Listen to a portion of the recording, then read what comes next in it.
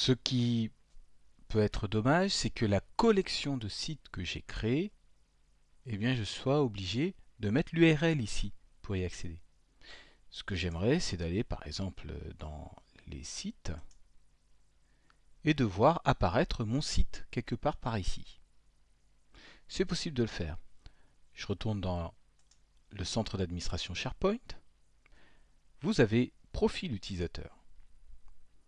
Dans les profils utilisateurs, vous avez la possibilité, dans les paramètres du site Mon site, de gérer les sites promus. Donc, je choisis ce composant pour insérer un nouveau lien qui va être le nouveau site que j'ai créé.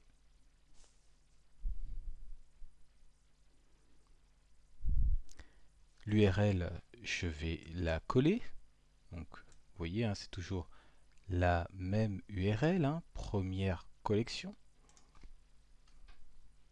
Le nom va être première collection aussi.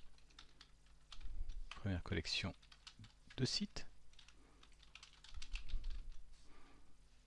Je pourrais mettre une description, ce site, etc., etc.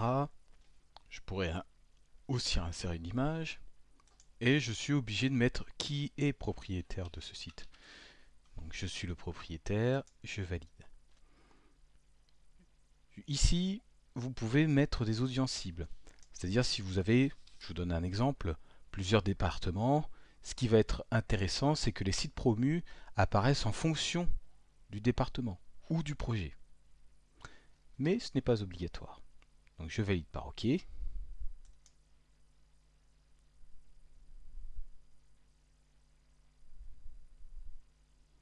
Et vous voyez, les deux sites promus qui apparaissent sont ceux-ci.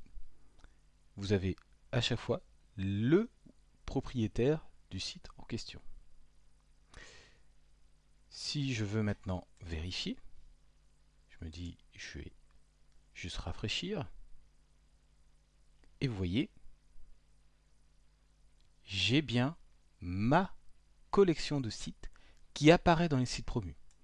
Et maintenant, je n'ai plus qu'à cliquer pour y accéder.